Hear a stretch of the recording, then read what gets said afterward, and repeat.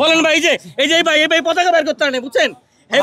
Match শেষ হওয়ার পরে আইসা আমার কাছে, মানে অর্ধেক সময় আসার পরে ভাই বলতেছে, ভাই এই মাঠে এসে পতাকা বের করার সাহস পাইনি। আমাকে যেই খেলতেছে মানে পাবলিক বিভিন্ন জনে বিভিন্ন কথা বলে, এই জন্য সাদা পরে এসেছি আর পতাকা বের করে নিয়েছি।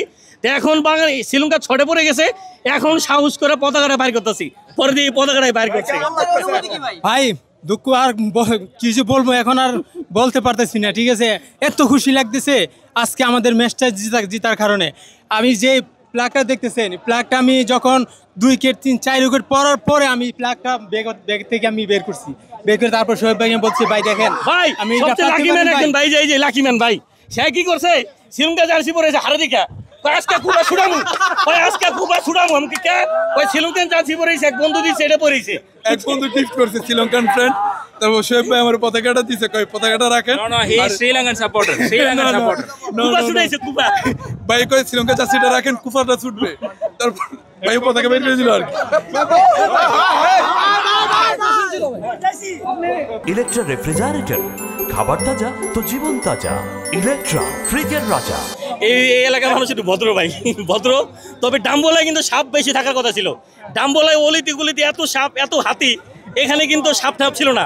কিন্তু ঘুরে ফিরে কলম্বোর কথা মনে পড়ে, কারণ সাপে আমরা একটু নার্ভাস। এখন কলম্বোতে আবার সাপ ছেড়ে দেয় কিনা আল্লাহ জানে। হ্যাঁ ভাই, সেলিব্রেশনে না ইনশাল্লাহ কলম্বোতে হবে, ইনশাল্লাহ ভালো হবে ভাইয়া, ভালো হবে। কামান বাংলাদেশ, কামান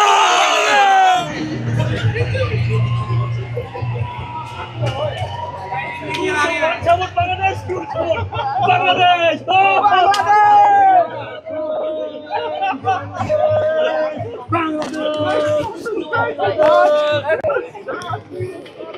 Thank you, support Bangladesh. Yeah.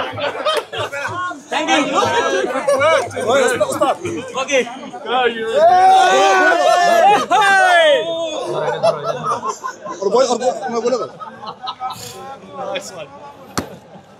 ভাই কষ্টের গল্পই তো বলি না, অনেক ভালো লাগতেছে ভাই, পুরো ভালো লাগতেছে যে 7-8 রানে 2 উইকেট পরে যাওয়ার পরেও মানে তারপরে আমার মনে হয় যে লিটন দাস যখন 12 বলে 6 রান, তখন ওই 6টা আসলে মারাতে আমার মনে হয় যে লিটন দাস স্পিডটা বেড়ে গেছে, ওটাই বলা যাচ্ছে টার্নিং পয়েন্ট। তখন থেকে আসলে মারা শুরু করলো, রান আসা শুরু হইলো।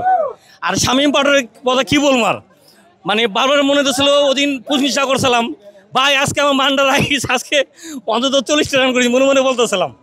তা শামীম পাটোয়ারি অসাধারণ খেললো, মানে রান আউটটা, মানে রান আউটটা পুরো প্লাস পয়েন্ট ছিল। প্রথমেই রান আউটটা আমার মনে হয় ম্যান্ডিসরে আউট করা অনেক টাফ ছিল, পরে আউট করতে পারলে আমাদের জন্য ইজি, তা সেটা হলে আউট হয়ে গেছে।